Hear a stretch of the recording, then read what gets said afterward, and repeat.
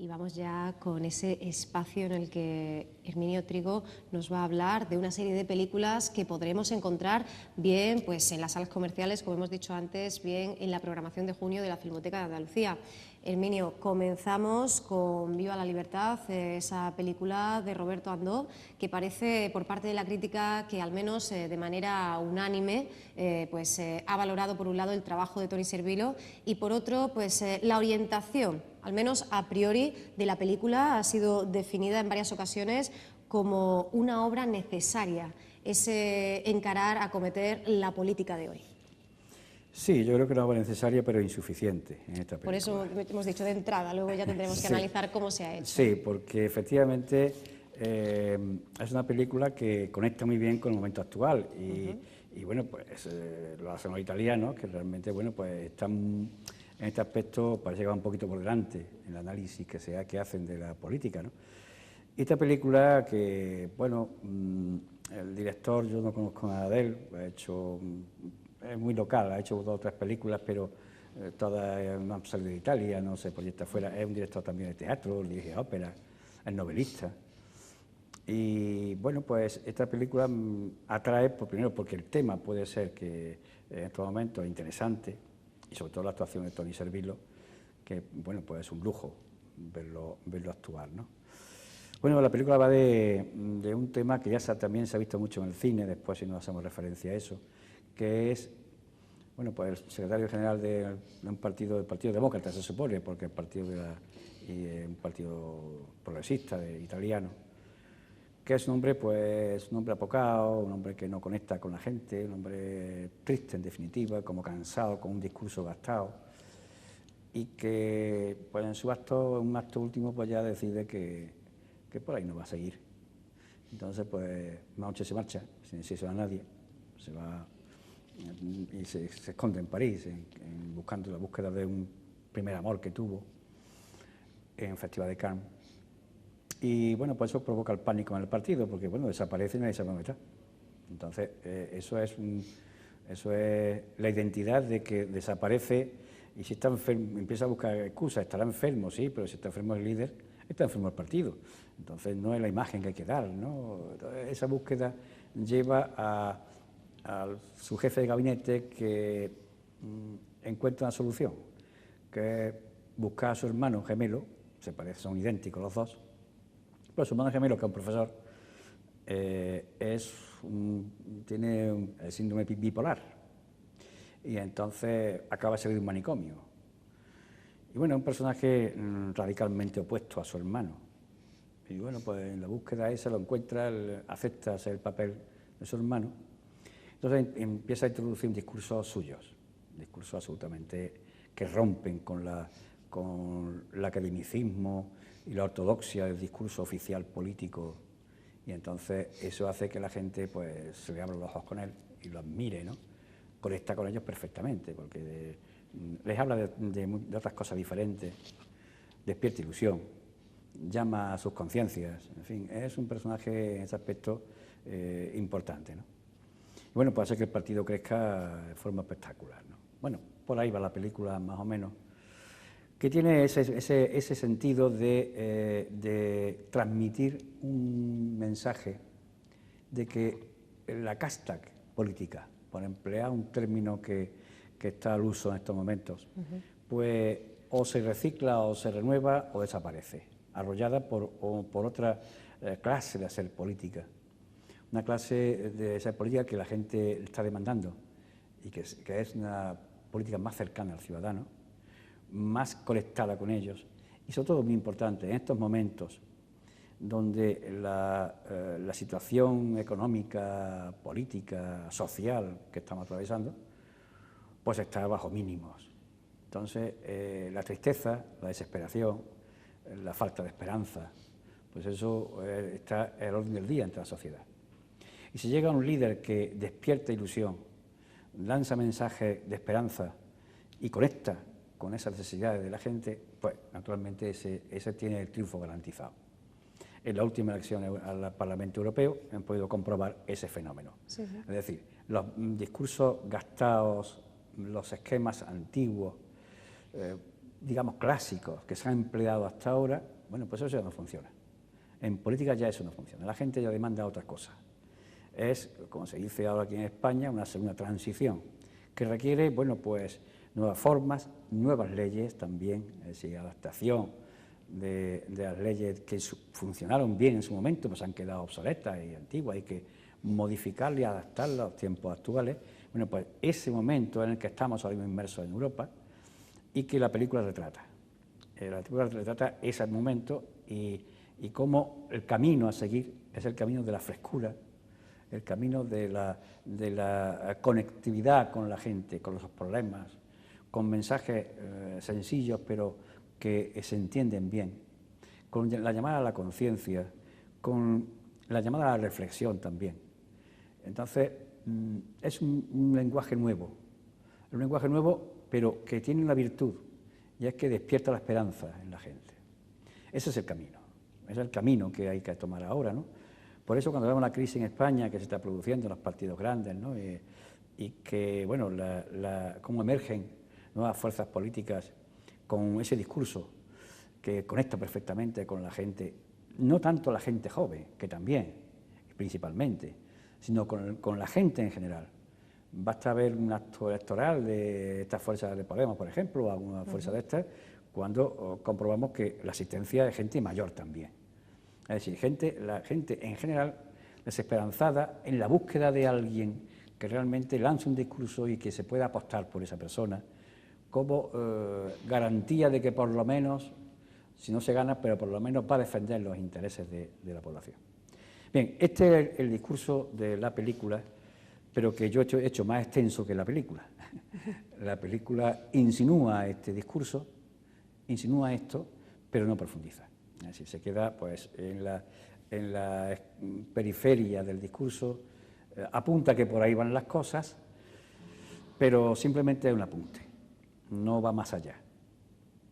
La comedia, bueno, pues es entretenida, se pasa un buen rato, sobre todo por la intervención de Toni Servillo, que es una maravilla, ¿no? Y bueno, utiliza un elemento que se ha usado antes mucho en el cine, que es los dobles que sustituyen a gente importante, en general, por lo general bueno, pues a presidentes de repúblicas o personajes con mando, ¿no? Y recuerdo, por ejemplo, pues, Prisionero de Zenda, para empezar por el principio, en Prisionero de Zenda, donde bueno, pues también se da esta dualidad de un personaje siniestro y otro personaje mucho más simpático. O'Day, por ejemplo, Presidente por un día, también, o Kevin Kline, que hace este papel, ¿no?, de sustituir al presidente de Estados Unidos porque está enfermo y sobre todo, por encima de todo, el gran dictador, Richard Chaplin, ese inolvidable personaje, ¿no?, que retrata en la película y bueno, que sustituye a Hitler, nada menos, ¿no? Entonces, bueno, pues lo confunden por su parecido físico y lo confunden con Hitler. Y donde, bueno, aprovecha esa situación para lanzar un discurso absolutamente antagónico con lo que defiende Hitler, defendiendo al hombre y a la democracia, ¿no? Bueno, bueno, muchas más, ¿no?, y muchas más películas, es decir, un recurso que ya se ha empleado en el cine y que aquí pues, se utiliza por el mismo sentido. Es decir, un personaje protagonista principal, que es un personaje apocado y acabado, y un personaje emergente que es distinto y que, bueno, sustituye y da ilusión. Bueno, pues esta es un poco la síntesis de la película. Destacar fundamentalmente que la película se salva en gran parte por Toni Servillo, que hace el doble papel de los dos hermanos gemelos, lo hace él, y entonces una maestría, una lección de interpretación, cómo cambia de personaje con solo una mirada o con solo un gesto, ¿no? Sabes a quién está en pantalla, si él o el hermano, si uno es u otro, ¿no? Con solamente un gesto sabes perfectamente quién es decir, es una lección de interpretación magnífica que merece la pena, aunque solo sea por esta interpretación, ir al cine a ver la película. Efectivamente, de esa doble interpretación, de ese doble papel, se ha hablado mucho y además en positivo. y de lo que sí que es cierto es que se ha hablado pues menos positivamente del resultado, de la forma o de la incidencia, ¿no?, que podría haber tenido el desarrollo de esta película. Fausto Fernández nos dice que lo mejor es Toni Servillo yendo de Gassman a Tognazzi en su interpretación, y lo peor es que no es tan fiera como parece. Es decir, algo que tú apuntabas al principio, ¿no? La temática podría haber permitido quizá pues algo pues más incisivo, ¿no? Una crítica quizá que sin perder ese enfoque de comedia hubiera sido quizá más directa y atacara, ¿no?, de una manera pues más irónica, más profunda el tema que está tratando, ¿no? A mí me irrita mucho este tipo de películas que apuntan y no dan. Sí. Apuntan cosas pero no profundizan, cosas que eso puede ser importante. En esto los americanos lo hacen muy bien, insinúan cosas, insinúan problemas suyos, problemas que lo insinúan, después ya la cosa va por otro camino. Y a mí me da mucho coraje este tipo de películas porque veo que se desperdicia una ocasión. Es decir, en primer lugar, el director tiene la idea de que hace falta este tipo de discurso en este momento. Y me parece bien, porque ya después hay un punto de partida interesante. Pero después, en el desarrollo, tengo la sensación de que le da miedo desarrollarlo. No quieren mojarse mucho. Entonces, se queda todo en apuntar cosas. Apunta esto, apunta lo otro, pero no profundiza incluso cuando hay que profundizar en una cosa de estas, deriva hacia lo anecdótico, no hacia lo realmente profundo del mensaje que está intentando mandar, sino que profundiza anécdotas de comportamientos, de relaciones que bueno, son de alguna forma pues aleatorias, no es lo más importante de la película. Cuando entras en la película, empiezas a verla y dices, esto promete ser importante, pero después te quedas, sales frustrado, ¿no?, porque esperas más. Estas cosas que esperas más de ellas, te quedas con esa frustración de que no se ha desarrollado una idea que en principio era buena. El cine está lleno de buenas ideas y de malas realizaciones. Entonces, este es un ejemplo de ello, ¿no? Una buena idea, un buen guión en su principio y un mal desarrollo, desde mi punto de vista, ¿no?, o un desarrollo insuficiente de la idea matriz que genera la película. Esa hay que desarrollarla un poquito más, con más profundidad. No perderse en la anécdota del humor, sino profundizar en qué efectos tiene esa sustitución y qué produce, y qué efectos produce más allá de unas palabras o más allá de un plano general de gente aplaudiendo. No es eso, debe ser algo más, ¿no? Entonces, la película queda insuficiente desde mi punto de vista en ese campo. Una película que adapta a la novela escrita por el propio Roberto Bandó, El trono Woto, y ante la cual el periodista del País, Javier Ocaña, pues se pregunta si en España tendremos el valor alguna vez de adaptar, de hacer una película de estas características, ya mirando directamente al panorama político español, estableciendo también pues esa suerte de antítesis entre la imagen deteriorada del político y ese discurso nuevo, renovado, de un hombre además proveniente del mundo de la cultura, ¿no?, tan denostado, ¿verdad? Sí, hombre, en España todavía no se ha llegado, creo yo, llevamos unos meses recientes, quizá no llega ni un mes, ¿no?, sí, de la emergencia fulgurante de una fuerza política nueva, renovadora, con nuevos aires y nuevas ideas. En Italia tienen más experiencia. Pepe Grillo es un personaje que ya se ha presentado en varias elecciones y que simboliza eso. Entonces, también hay que pensar que hay que dar tiempo a que se consoliden. Por ejemplo, Pepe Grillo en Italia, este personaje que era un cómico que se presenta, sí, y bueno, la primera vez que se presentó barrió en el proceso electoral, y que, bueno, paulatinamente se ha ido desinflando. De hecho, la última elección europea la ganaron los Partido Demócrata, ¿no?, en el poder. Es decir, hay que dar que sea un tiempo que se consolide y que se vea si eso realmente funciona o no. En España creo yo que cuando esta fuerza política pues se consolide, su líder pues se consolide y demás, será momento para hacer un análisis como este, para demostrar que, como dice la película, que un discurso fresco, una forma diferente de hacer política, pues es lo que realmente apuntan los tiempos modernos. Los tiempos, lo que requiere la sociedad ahora mismo es ese tipo de cosas. Pero eso hay que dejar tiempo. Yo creo que todavía estamos en España en el principio. pero yo pensaría, o quisiera pensar más bien, que ya hay directores de cine españoles que están pensando en hacer una versión parecida a esta, porque el fenómeno en España se ha producido, si bien es reciente, pero se ha producido también. Entonces, bueno, pues analizar eso también sería conveniente.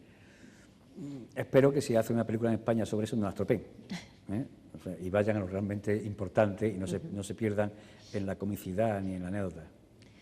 Y bueno, pues de esta película que actualmente encontramos en cartelera, la que llegaba a nivel estatal el pasado 21 de mayo, hasta la Filmoteca de Andalucía, que vuelve a presentarnos, a poner a nuestra disposición esa programación del mes de junio. Llevamos ya unos días de este sexto mes del año, pero bueno, encontramos ya algunas novedades, esos ciclos que son más temporales y que conviven con los habituales de estrenos. Otra oportunidad del que ya hemos hablado y al que vamos a hacer referencia, el dedicado a Conrad Wolf, a Francisco Regueiro.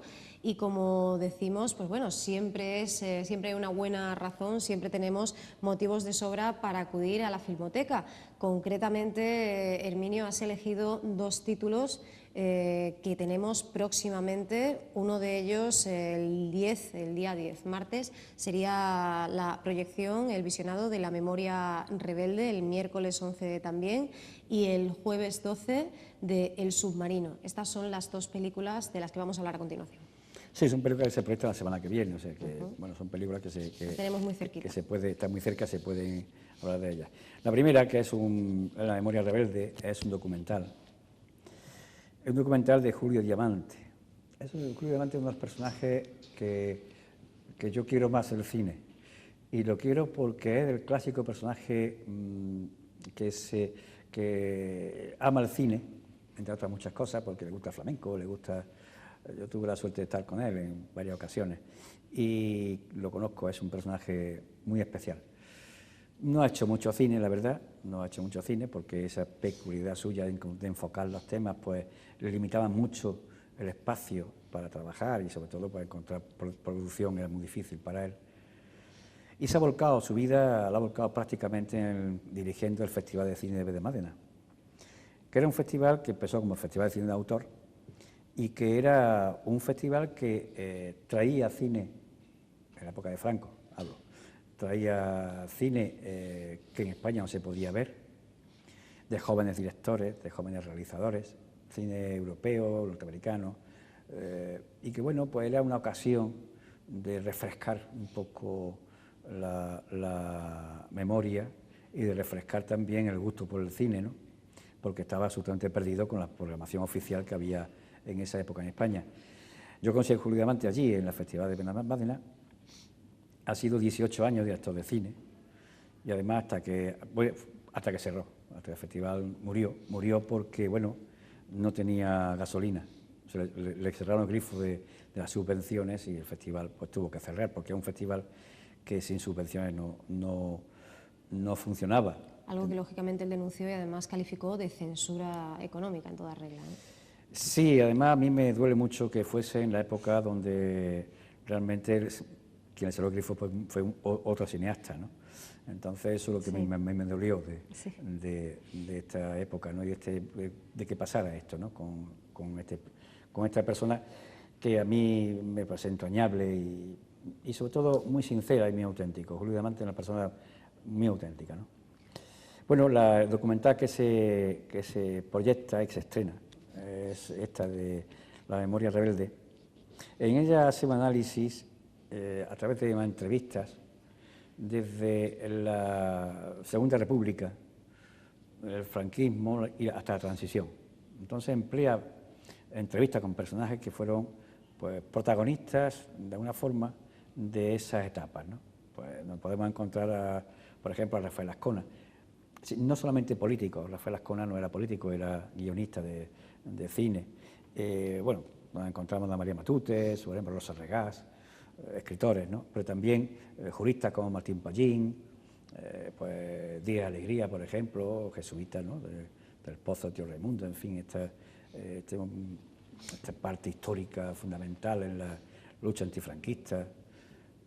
Bueno, Santiago Carrillo, Nicolás Sartorius, La Bordeta, en fin, todos estos personajes que pasan siendo entrevistados por Julio Diamante en la película, que en principio tenía 4 horas, pero no hay que asustar al personal porque se redució a 2. Sí, se redujo a 2, sí. Entonces, la verdad que, bueno, es un documental que se ha estrenado en festivales de cine o en filmotecas, no tiene otro recorrido más que ese. Es recomendable además porque el día 10, el estreno, que a las 8 de la tarde, está presente Julio Diamante, viene él persona también.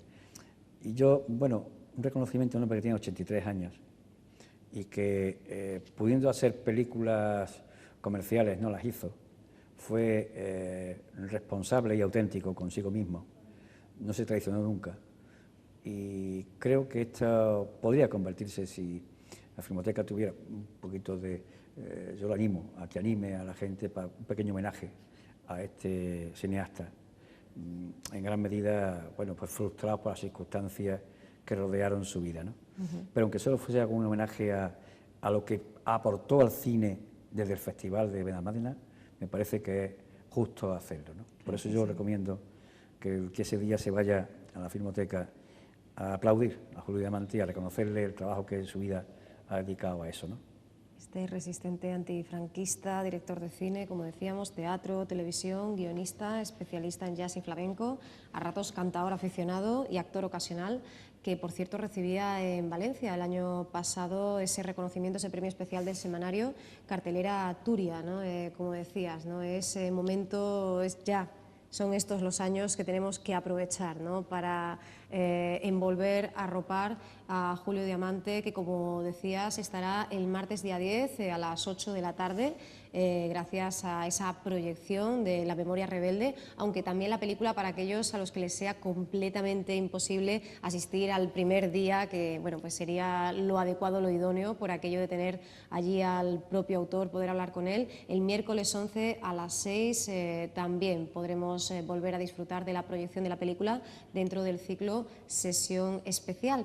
Y por otra parte nos tenemos que ir al jueves 12 a las 7 de la tarde.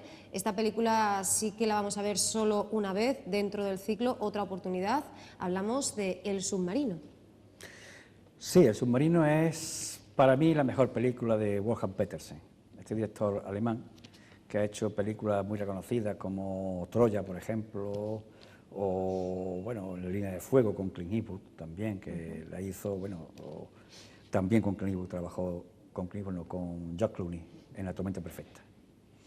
Bueno, es un director irregular, pero siempre en sus películas ha demostrado que sabe lo que hace, sabe contar historias, aunque muchas veces las historias que cuenta pues no son buenas, pero sabe hacer el cine. En El submarino creo que es su mejor película y yo estoy seguro de que coincidiría con mucha gente en esta valoración, porque los submarinos, a mí siempre me ha traído mucho la película de submarinos, y me ha traído siempre porque, igual que La diligencia, la película de Diligencia, son mundos cerrados, donde el peligro está fuera, el peligro rodea ese mundo cerrado, que tiene la obligación de convivir personas muy diferentes. Entonces, la relación entre ellas y frente al peligro exterior, pues crea situaciones personales, de relación personal interesantes, ¿no? De las que yo he visto de submarinos, creo que he visto casi todas, esta me parece la mejor en ese aspecto. Después hay otras, bueno, pues de hazañas bélicas, de disparo de misil, de torpedos y todo eso. No, esta, que también tiene eso, por supuesto, pero que lo que importa realmente es ese grupo de marineros metidos en un submarino alemán, son alemanes, en la Segunda Guerra Mundial. Bueno, pues constantemente ellos están al servicio de Alemania, pero en las veces que pueden se sublevan contra los nazis. No son nazis, son alemanes, que las circunstancias les obligan a luchar por Alemania contra un enemigo, que son fieles y leales a su país, pero que no tienen nada que ver con la barbarie y con la filosofía nazi. Queda patente en la película en muchos casos, en varios casos concretos, en conversaciones, en debates, en posturas que mantienen también con otros nazis, ¿no? Donde este planteamiento queda muy claro. Y a mí me atrajo esa película porque realmente encontré lo que yo estaba buscando en las películas Submarinos, esas relaciones personales frente a la adversidad. Y aquí en esta película llega un momento a ser claustrofóbica, ¿no? Porque llega momentos en los cuales el submarino pues está absolutamente en un momento en que está, bueno, hecho polvo en el fondo del mar, o sea que... Una contienda de la que partían 39.000 germanos submarinistas y a puerto volvían 32.000, o sea, no volvían 32.000. 32.000 de 39.000 quiere decir que nos vamos a encontrar con una situación progresivamente más extrema, ¿verdad?, más límite, donde se pone pues, en juego, ¿no?, y sale de alguna manera nuestra humanidad, pero también nuestra miseria, ¿no? Petersen en la película lo que hace es ese planteamiento de que son alemanes que luchan, porque luchan por su patria, que han manifestado claramente que con nazi no tienen nada que ver, incluso cuando le mandan una misión suicida, porque prácticamente yo no tenía ninguna posibilidad, tenían que usar el Estrecho de Gibraltar, que estaba controlado por la flota británica, sí. Pues la orden era cruzar el Estrecho de Gibraltar. Bueno, pues, ¿cómo se hace eso, no? Incluso en esa misión ellos cumplen con su obligación. Cumplen con su obligación de marinos que reciben una orden que tienen que hacerla. Es decir, Wolfgang Petersen en la película no plantea que el sentimiento antinazi que tienen ellos, proalemanes pero antinazi que tienen en sus conciencias, ni por un momento pase a plantearse la deserción. En ningún momento. Es decir, la lealtad a la palabra dada, la lealtad a su patria, lo ponen por encima, llegan incluso a sacrificios extremos, ¿no? Lo ponen por encima de no estar en absoluto de acuerdo, incluso odiar a los que mandan. Son unos valores que están ahí luchando en esta película, quedan muy claras y bueno, se manifiesta de forma repetida. Y ellos quieren ser ellos, no acatar la disciplina nazi que intentan imponerle, ¿no? Y además desprecian lo nazi, lo desprecian. Ellos tienen una misión, pues la hacen. Pero no me cuente usted, ni venga usted con contarme películas que no me creo, ¿no? Y además que estoy en contra de eso. No me intentes convencer. Yo estoy convencido de que tengo que hacer esa misión, pero no porque tú me lo digas, ni no porque se evita a ti, sino porque soy alemán, defiendo mi país y tengo que hacer esto. En estos momentos me ha tocado eso, ¿no?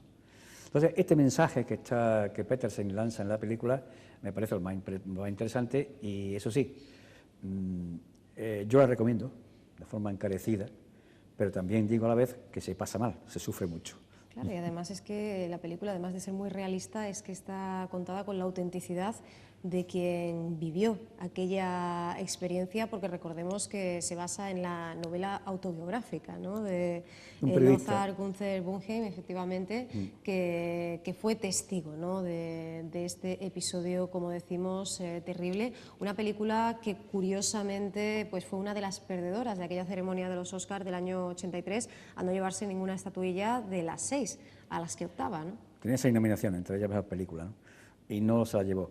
Bueno, el mensaje, incluso yo pensaba que el mensaje podía ser jugar a favor, era una baza a favor, ¿no?, porque era un mensaje antinazi. Pero yo qué sé, yo creo que los norteamericanos todavía no tienen asumido claramente que lo alemán y lo nazi, ya creo que lo están dividiendo, pero hubo durante muchos años, muchas décadas en que identificaban alemán y nazi, ¿no? Entonces, pues es difícil que esta película pudiera ganar algún Oscar, pese a que la realización es magnífica, pese a que yo creo que era merecedora de algún Oscar por las interpretaciones que había. Incluso yo recuerdo un personaje, un actor que yo no he vuelto a verlo más, que hace de jefe de máquinas, que hace un personaje, bueno, pues increíble, ¿no? Es un secundario increíble, hace un papel magistral en la película. Y bueno, pues ni siquiera se le menciona, ¿no? Estas películas olvidadas, que aunque es reconocida por la crítica y alabada por la crítica, pero no ha tenido el reconocimiento oficial del premio, ¿no? Entonces, bueno, pues parece que queda un poco desmejorada por eso. Pero pese a eso, yo creo que sigo pensando recuperarla, y es una ocasión magnífica para verla, en versión original, como siempre en la Filmoteca, y es una ocasión magnífica para verla. Creo que yo la recomiendo porque, digo, aunque se pasa mal, se sufre mucho, está muy bien, es una película muy interesante. Muy bien, pues siempre nos quedará la Filmoteca. Herminio, muchísimas gracias y que pases un feliz fin de semana. Gracias, igualmente.